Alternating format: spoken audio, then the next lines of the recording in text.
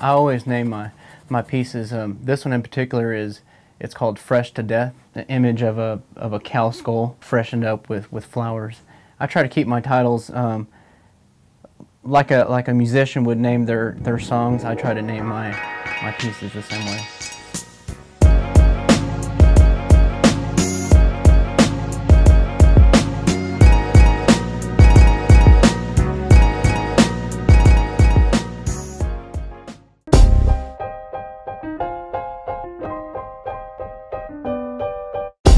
My name is Gabriel Luckey. I'm from San Angelo, Texas, born in 1983. My real dad, my birth dad, great man, good guy. He was an artist himself.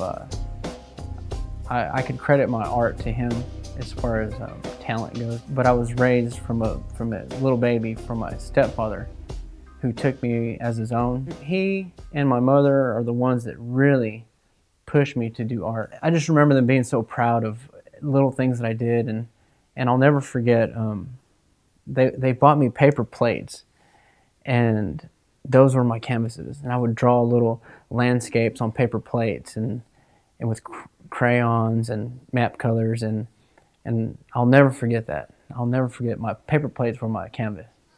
And you know, it is what they didn't, that's what they knew. That's all they knew about art. And so I'll never forget creating those memories on paper plates.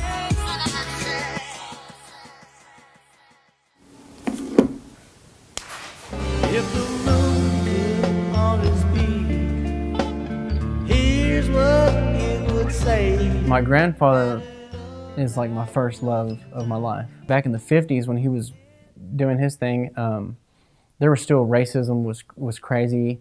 They couldn't drink out of the same water fountains, you know, as other people. He is the first person in the history of America who paved the way for people like Richie Valens as far as Hispanics go. The Hispanics that did play music were playing Mexican music and whatnot, conjunto music, mariachi music. But my grandpa, he went the rock and roll route. And he was talented man. He wrote many songs.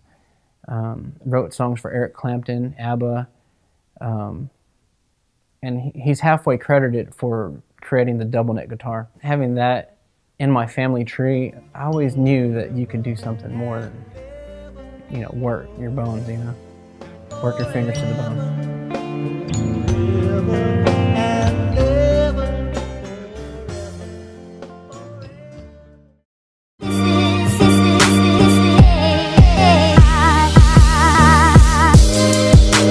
Greatest story ever. My girlfriend at the time was my wife now. We were living in Fort Worth, Texas. I got invited to a gallery in the Dallas Art District, and I was 23 years old, and I remember saying, this is it, I'm gonna do it, this is it. It's the biggest thing that's ever happened to me. But in the meantime, we had just had a baby, and we sometimes didn't have formula for this kid. I mean, it was unbelievable how poor we were. It was just rough times. She was arguing with me about painting, and I was contemplating stopping painting because I couldn't afford it. I couldn't afford my own paint supply. I don't know what happened exactly, but Kim said, you know what, like, I'm gonna invite some friends over and we're just gonna have a few drinks. A mutual friend of ours invited a friend, and he happened to be a doctor. Mind you, we were behind on our rent, car payment, barely had formula to feed my oldest boy. It's crazy, we have music going, we're drinking cheap wine, and we have all this art here, and he's like, man, who's the artist? And I was like, oh, that's me.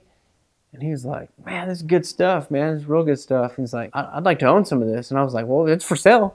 I mean, you can buy it. So the night goes on, and then he comes up to me, and he's like, hey, you serious about selling this stuff? And I said, yeah, every bit of it. And he was like, how much do you want for all of this? I mean, I try to be real professional. I was like, yeah, let me count them up, and I'll get back to you. Let me go see what I got. I took my girlfriend at the time. I took her in the restroom. I was like, this dude wants to buy every bit of this art. And she was like, what? And I was like, how much are we behind? She was like, well, the rent's so-and-so, and the car payment's so-and-so. And she added up all this in her head. So I go out there, and I was like, I got myself together. He's like a doctor. I was like, $900 for all this. And he was like, all right, well, let me think about it. And I thought, oh, I was like, oh, dang, like, he's not going to get it. And he goes, all right, well, let me give you 600 bucks now, and I'll if you don't mind, I'll come back and give you the other 3. 30 minutes later, he's knocking on my door. Everybody had already left my house. He knocks on my door, and he's like, "Here's the other 300."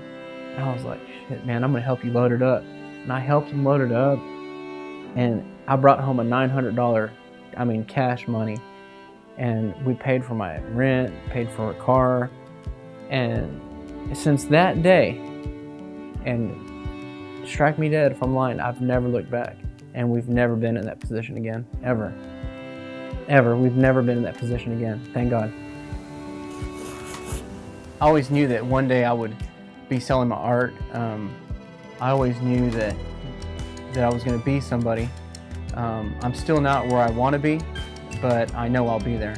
You know, I've had people bash my work. I've had people bash, whatever it is that I'm doing. I never let that get me down, and I just continued doing what I do, continued to be myself, and here I am today, still doing what I knew I would be doing.